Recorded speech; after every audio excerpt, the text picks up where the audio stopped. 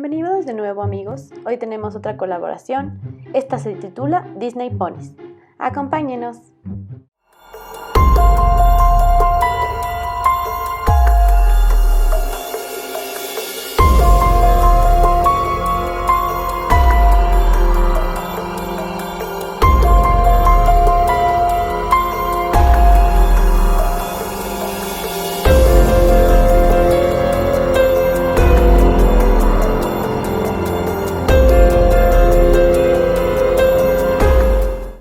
Como les prometimos al principio, el día de hoy vamos a colaborar con mis talentosos amigos para crear ponis basados en las princesas más representativas de Disney. En esta colaboración participamos Vale de Val Kitty's World, Filippo de The Switch World, Clau de KDG Dolls, Barb de OAK Nara, Rox de Roxanarte y especialmente Charlotte de Ponies New Look, para el cual fue creada esta colaboración en especial. Será nuestra primera vez repintando ponis. ¡Qué nervios y qué emoción! Nosotros escogimos a Alicia. Lo sé, me dirán que ella no es una princesa. Lo sabemos, pero nos encanta ella en especial. Y estará acompañada de sus dos mejores amigos, el conejo blanco y el gato rizón. Pero más importante aún, ellos son un regalo para mi hermana que vive en Alemania, ya que es una de sus películas favoritas de Disney y pues la extrañamos mucho por acá. ¡Manos a la obra!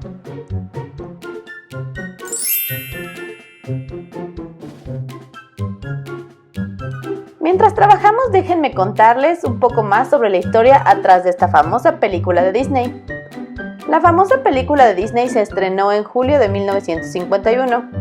Sin embargo, el verdadero nacimiento de esta historia se dio en 1862, gracias a Lewis Carroll, el cual era un seudónimo que venía de un juego de palabras. Él transpuso Charles Ludwig Dodson, el cual era su verdadero nombre, transformándolo en Ludovico Carolas, y de ahí emergió Lewis Carroll. La vida real del escritor no tiene nada de maravillosa. Él era un profesor de matemáticas, autor de un impreso titulado Tratado Elemental de Determinantes con su aplicación en ecuaciones lineales simultáneas y ecuaciones algebraicas. Jamás contrajo matrimonio, era profundamente religioso, salió de Gran Bretaña solo una vez, en un recorrido por Europa, y pasaba el tiempo visitando catedrales. Charles se asomaba por la ventana de la biblioteca del colegio Christ Church en Oxford. Su trabajo era el de subdirector de tal biblioteca, y él se asomaba para mirar a las pequeñas hijas del decano, Henry Liddell, jugando en el jardín. Ellas eran Edith, Lorina y la menor, Alice, de 3 años, con fleco y ojos soñadores. Cuando se leen las innumerables referencias sobre la extraña relación entre Lewis Carroll y Alice Liddell, la inspiración real de la Alicia del cuento, se llega a una conclusión. El autor está obsesionado con la niña, fueran cuales fueran sus intenciones.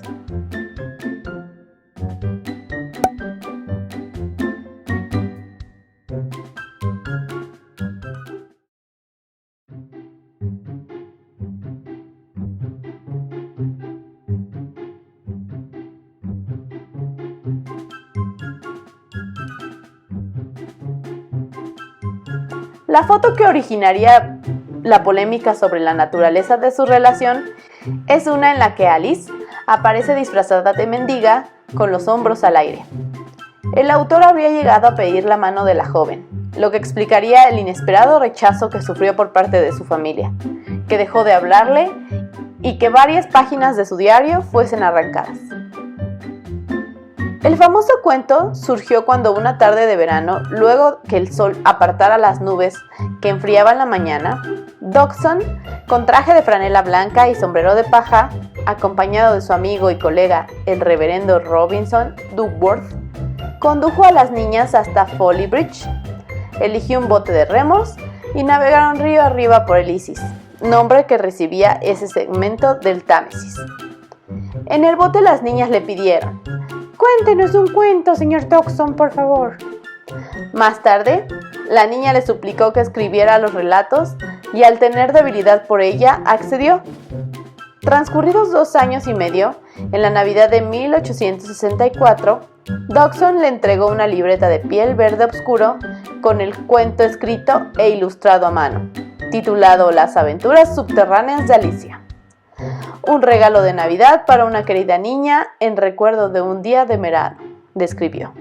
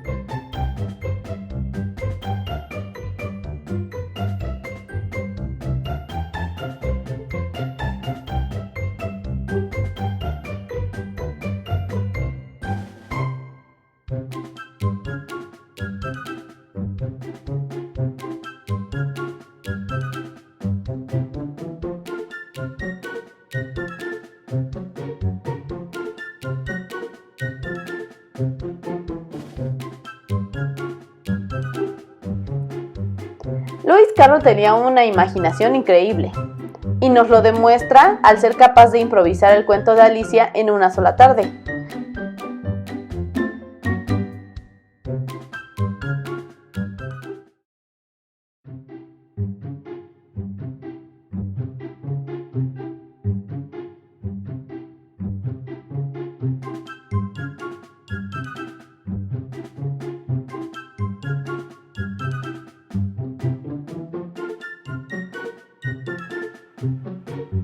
Eso o que tomaba drogas, como otros afirman, pues recordamos los hongos con los que Alicia se transforma, la pipa de la oruga azul o las misteriosas desapariciones del gato Grison.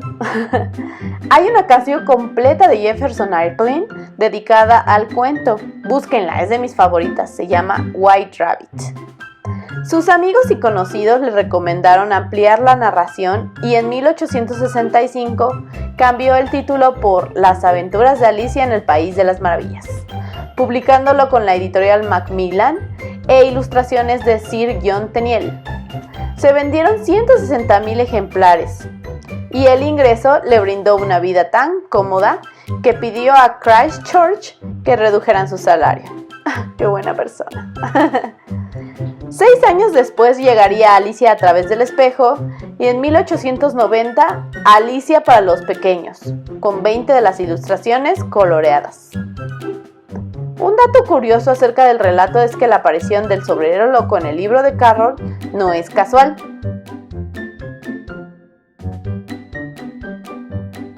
Ya que muy cerca del lugar en el que vivía el autor, en Stockport, los talleres de sombrererías eran muy habituales. Y durante esta época, los que se dedicaban a su fabricación utilizaban mercurio para convertir la piel en fieltro. Esto, sumado al pegamento utilizado y a trabajar en zonas cerradas, provocaba ciertos delirios por la inhalación de todas esas sustancias. De ahí que se les llamara sombrereros locos. La bisnieta de Alice Lindell, Vanessa Tate, escribió el libro The Looking Glass House, reconstruyendo desde la ficción la relación de su tatarabuela con Carroll, y que asegura que Alice era su amiga más especial. Estaba enamorado de ella, pero no hubiese traspasado los límites. Aún así, cree que Carroll era un tipo extraño y reprimido.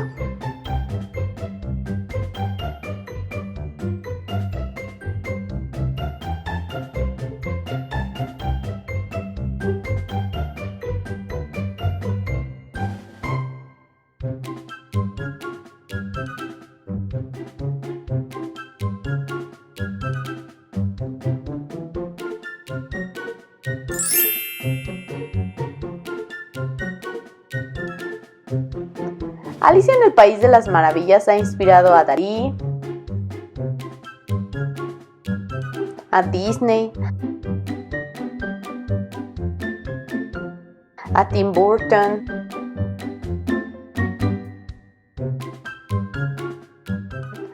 Alicia in Sutherland de Brian Talbot,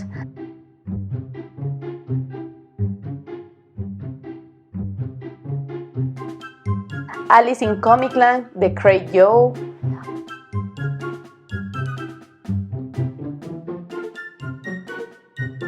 o El libro de los enigmas del País de las Maravillas de R.W. Galland. Esos son algunos de los legados que nos ha dejado este cuento. Un cuento para niños, pero con un contenido profundo, lleno de códigos ocultos y frases insólitas.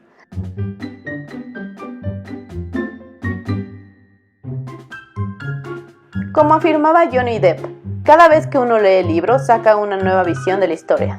Una niña perdida en un mundo absurdo, el dolor y los peligros de crecer, Alicia como símbolo de la madre del autor y su complejo de Edipo, en fin.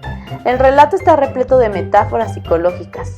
Si les parece bien, vamos a revisar algunas de ellas.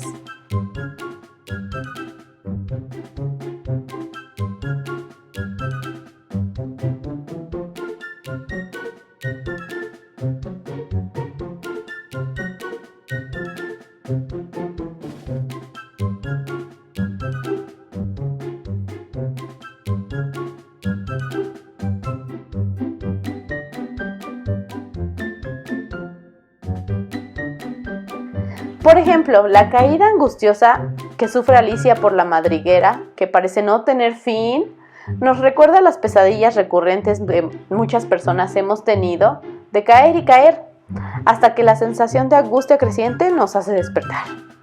Carroll usa esa imagen para describir la entrada en lo inconsciente.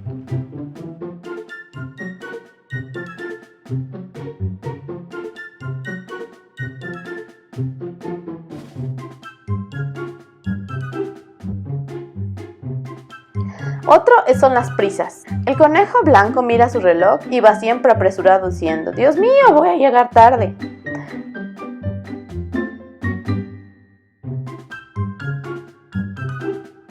Esto refleja la ansiedad, la conducta paranoica, la exigencia a veces muy exagerada que los mayores imponen a los niños.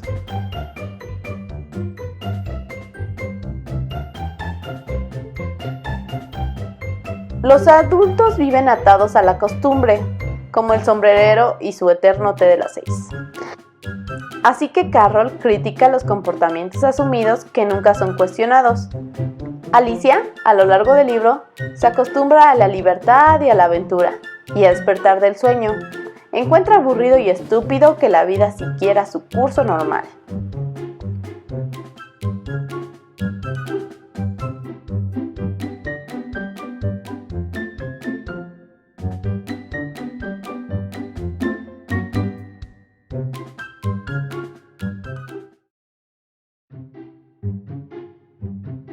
Los números. Como saben, Carroll era un matemático. Se nota mucho en la obra que está llena de álgebra, teoría de números y lógica. La caída interminable de Alicia recuerda el concepto de límite. En el capítulo 5 del relato, la paloma dice que las niñas pequeñas son un tipo de serpiente, ya que las dos comen huevos. Esta deducción alude al cambio de variables.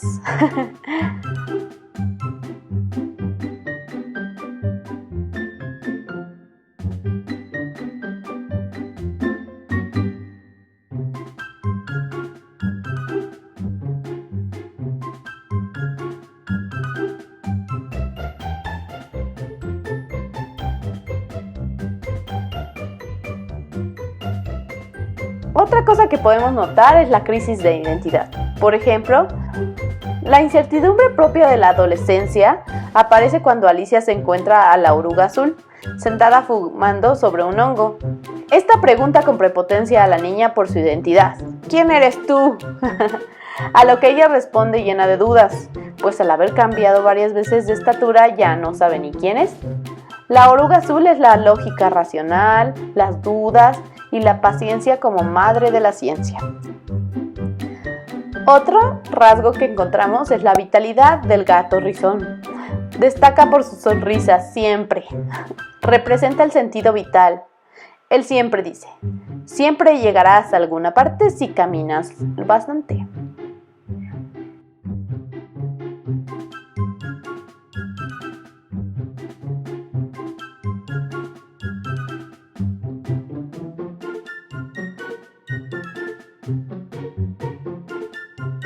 También tenemos el estira y encoge. En el libro la protagonista aumenta y disminuye de tamaño varias veces. Esto ha dado lugar al término micropsia o síndrome de Alicia en el País de las Maravillas, para definir un trastorno neurológico que afecta la visión. Quien lo padece percibe los objetos mucho más pequeños y alejados de lo que están en la realidad. También se llama visión o alucinación liliputense.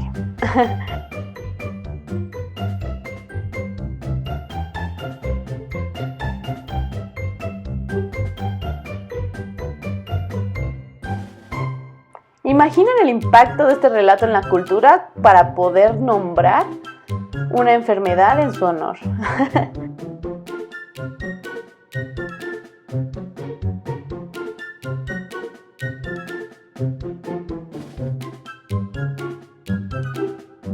Otro rasgo que encontramos es la intolerancia. La reina de corazones gobierna despóticamente al País de las Maravillas. Ella es narcisista, rígida y controladora. Resuelve los problemas pequeños y grandes mandando decapitar a todo el que ose ofenderla.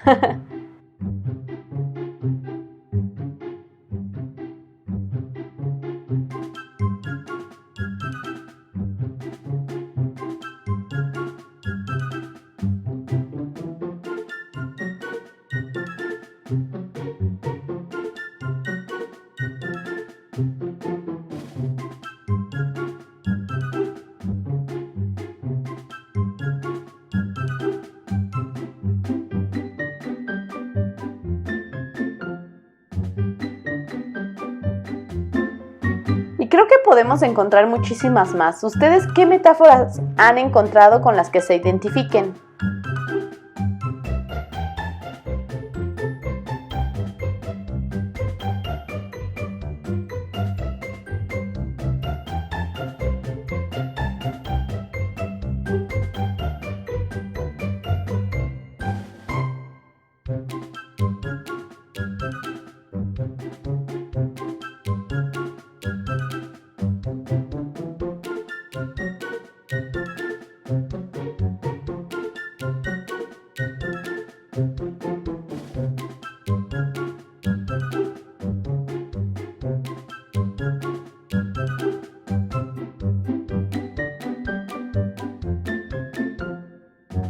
En fin, han sido muchas las adaptaciones al cine de este primer libro y de los restantes, pero la primera película sobre Alicia en el País de las Maravillas fue en 1903.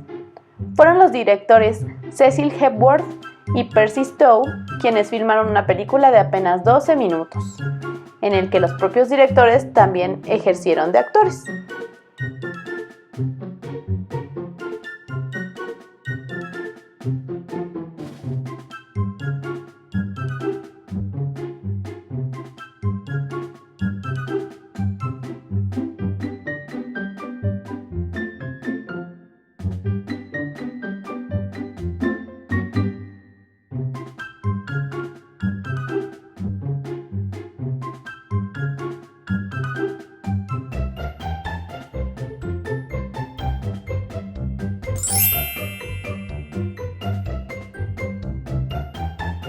Otras adaptaciones famosas es la de Disney, en la que basé Mis Ponis, estrenada en 1951.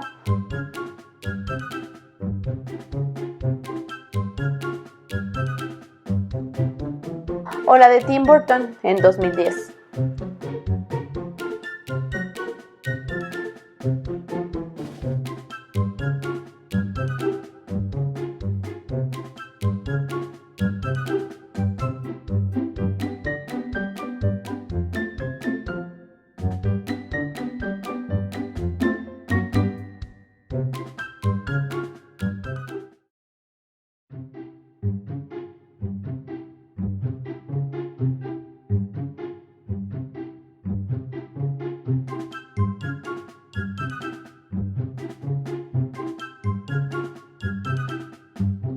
Por mi parte, una de mis favoritas se llama Alice, la cual es una adaptación cinematográfica checa de 1988. Esta está dirigida por Jan Svankmajer. Espero haberlo pronunciado bien.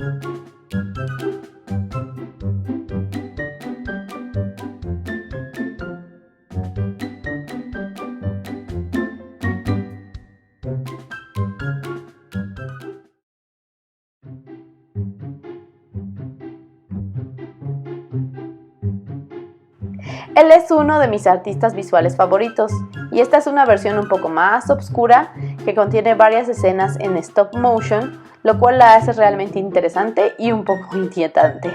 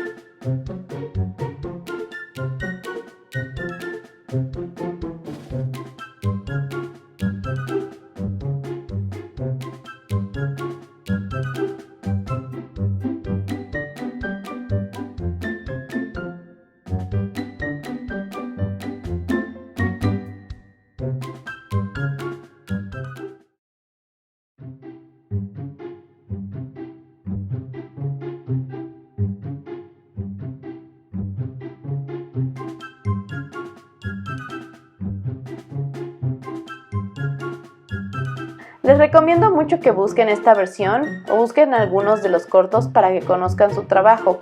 Vale muchísimo la pena.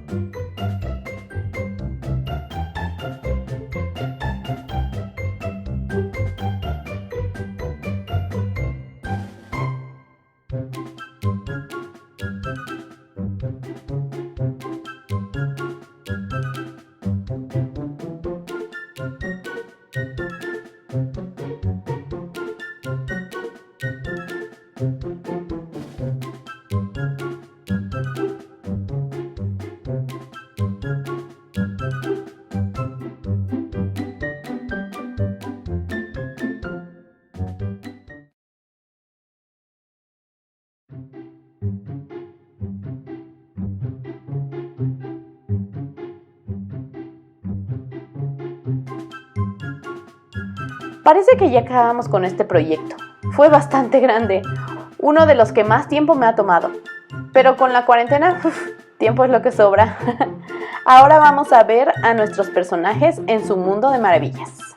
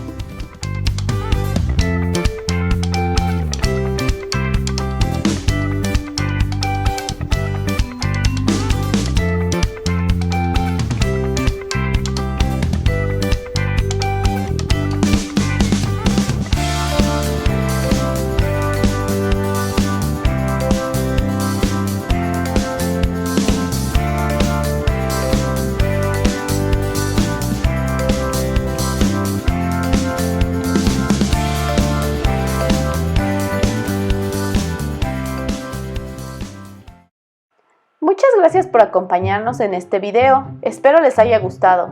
No olviden checar los canales de mis amigos y feliciten mucho a Philly de The Switch World porque hoy es su cumpleaños. ¡Feliz cumpleaños, amigo! ¡Te adoro! Ayúdenme dándole me gusta al video y no olviden suscribirse a nuestro canal. Nos vemos la próxima en otro cuento oscuro que contar y las manualidades que lo representan. Bye.